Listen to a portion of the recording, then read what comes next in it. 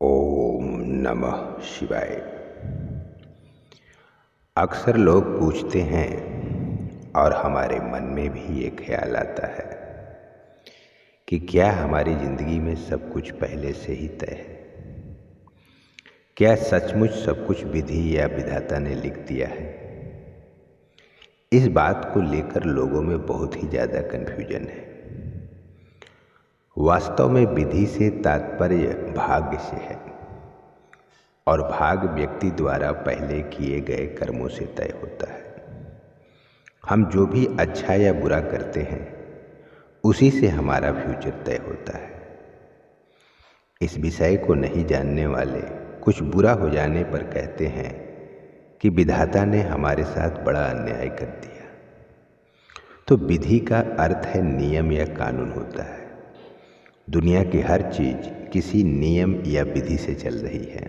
संसार को सम्यक ढंग से चलाने के लिए जो कानून बना है उसे विधि कहते हैं और किसी भी क्रिया या कार्य को पूर्ण करने के तरीके या ढंग को विधान कहा जाता है। इंसान के जीवन में जो कुछ भी घटित हो रहा होता है वह उसके पिछले कर्मों के अनुसार ही होता है।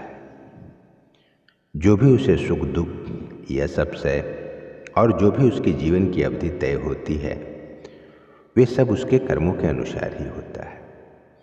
और ये जब वक्त खत्म हो जाता है तो दुनिया की कोई भी ताकत उसमें एक लम्हे का भी इजाफा नहीं कर सकती। इसी तरह जो भी लोग जीवन में दुख और कष्ट उठा रहे हैं उन्हें भी यह बात समझनी चाहिए कि उन्हें भी अपने कर्मों के अनुसार ही जो कुछ मिल रहा है, किसी दूसरे पर इसका इल्ज़ाम नहीं मढ़ना चाहिए। यह भी समझ लेना चाहिए कि दुख और कष्ट हमेशा नहीं रहने वाले। अब सवाल अगर सब उठता है कि अगर सब कुछ पहले से तय है तो फिर हमारे पुरुषार्थ की क्या अहमियत है? इसके बारे में संतों का यह मत है कि हालांकि जीवन में 99 बातें पहले किए गए कर्मों से तय होती है, लेकिन व्यक्ति के 1% कर्म के बल पर हालात को बदलने की स्वतंत्रता होती है। कुछ लोग ऐसा मानते हैं कि मनुष्य अपने भाग्य का निर्माण अपने कर्मों से करता है, पर वो भी अपनी जगह सही है, लेकिन ये सिर्फ 1% ही होता है, क्योंकि किसी की भी जिंदगी में अगले पल क्या होने वाला है यह कोई नहीं जानता। कौन जाने जिसे इस पल लाभ हो रहा है अगले पल नुकसान हो जाए। एक पल में हंसता गासा मनुष्य अगले ही क्षण बेजान होकर मिट्टी बन जाए। चारों ओर से नाम बटोरता व्यक्ति कब बदनाम हो जाए यह कोई नहीं कह सकता।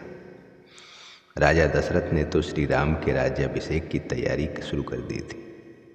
शुभ दिन शुभ घड़ी और सारे मुहूर्त निकलवा लिए थे, लेकिन विधि का विधान क्या था कि पुत्र के विछोह में उन्हें अपना प्राण त्यागना पड़ा। श्रवण कुमार के माता पिता अनजाने में मारे जाने और उनके श्राप के कारण ऐसा हुआ। इसी के विधि को विधान कहते हैं। हमारी लाइफ में अक्सर ऐसा होता है जिसे हम नहीं समझ पाते। कोई व्यक्ति सड़क से उठकर राजमहल में पहुंच जाता है तो कोई राजमहल से सड़क पे आ जाता है, क्योंकि हमेशा इसमें कर्म की ही प्रधानता है। अब अच्छे कर्म कैसे होंगे? जैसे मान लो आप कुछ भी खरीदने जाते हो तो आप अपना जेब से पर्स निकालते हो और उसमें जो सबसे गंदा नोट होता है उसे ही आप उसे देते हो। तो ऐसा आप क्यों करते हो? इसका कारण ये होता है कि आप चाहते हो कि मेरे पर्स से गंदा वाला नोट सबसे पहले निकल जाए। उसी प्रकार अगर आप कोई भी कर्म करते हो तो आप अपने अंदर की जो गंदगी है अगर उसे सबसे पहले बाहर निकाल दो तो फिर आप कर्मबंध नहीं होगे। आपके कर्म कभी भी गलत हो ही नहीं सकते। गीता में भगवान श्री कृष्ण स्वयं कहते हैं कि मनुष्य अपना कर्म करते हुए ही जीवन में संसिद्धि को प्राप्त करता है।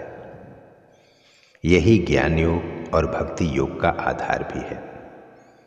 कर्म फल का सिद्धांत भी यही कहता है कि किसी भी कर्म को पकने में 12 वर्ष का समय लगता है। 12 वर्ष के बाद हमें उन्हीं कर्मों का फल भोगने के लिए हम तैयार होते हैं। तो अब आप अच्छी तरह समझ गए होंगे कि विधि का विधान क्या है और आपका सारा कन्फ्यूजन दूर हो गया होगा। इसीलिए भगवान श्री कृष्ण ने कहा कि मैं विधाता होकर भी विधि के विधान को टाल ना सका। मेरी चाह राधा थी और चाहती मुझको मीरा थी, पर मैं रुक्मणी का हो गया। उम्मीद करते हैं कि यह वीडियो आपको पसंद आया होगा। धर्म, अध्यात्म और जीवन के सत्य को जानने के लिए आप अपने चैनल दिव्यांश दीप को सब्सक्राइब जरूर कीजिए और इसे लाइक और शेयर भी जरूर कीजिए। और ऐसे ही ज्ञानवर्धक वीडियो को सबसे पहले देखने के लिए आप नोटिफिकेशन बेल प्रेस करना ना भूलें। जय श्री कृष्ण।